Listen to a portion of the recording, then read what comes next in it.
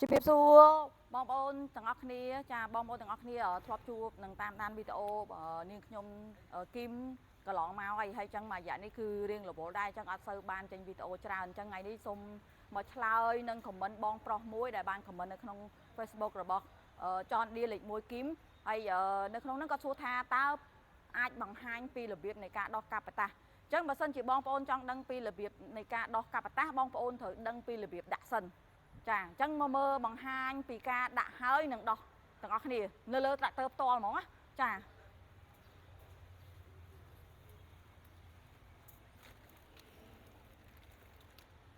ហើយនៅថតណាអូខេណានិយាយបានណាជាដំបូងបងប្អូនត្រូវតែច្បាស់ថាចក្កូតបងប្អូនទាំងអស់គ្នាត្រង់100%ចាហើយអញ្ចឹងយើងដោះលេខទាំងអស់ចេញមក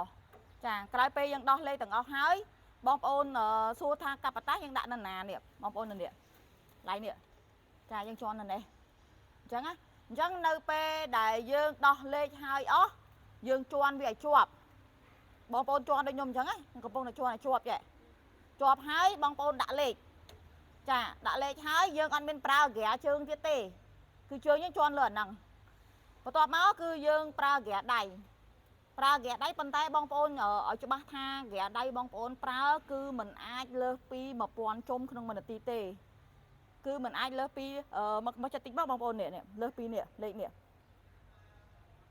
លេខនេះបងប្អូនចាលេខ10ហ្នឹងគឺអត់ឲ្យលើសទេណាបងប្អូនគឺនៅក្រោមលេខ10ហ្នឹងតែម្ដងចាអរគុណអញ្ចឹងបងប្អូននៅពេលដែលបងប្អូនជាប់ហើយវានឹងដំណើរការនៃការធ្វើការកាប់បតាហើយអញ្ចឹងបងប្អូនប្រើក្រាដៃដូចខ្ញុំប្រាប់បងប្អូនមិនអញ្ចឹងណាប្រើក្រាដៃនៅទៅមុខនៅពេលដែលបងប្អូនរៀបចំប្រើរួចរាល់ហើយបងប្អូនបន្ថយក្រាមកវិញបងប្អូនគ្រាន់តែដកជើងចេញពីកន្លែងនេះបងប្អូនចាដកជើងចេញពីកន្លែងនេះគឺវានឹងលោតស័របុកមកវិញខ្លួនឯងហើយអញ្ចឹងគឺជារបៀបនៃការដោះកាប់បតាហើយបងប្អូនដោះលេខមកហើយជន់អង្គចាមកយើងជន់អង្គចាមកយើងដោះលេខមករួចរាល់ហើយចឹងបងប្អូនទទួលបានចំណេះដឹងនេះបងប្អូនមែនទេអញ្ចឹងអត់ពិបាកក្នុងការប្រើទេហើយបើសិនជាបងប្អូនមាន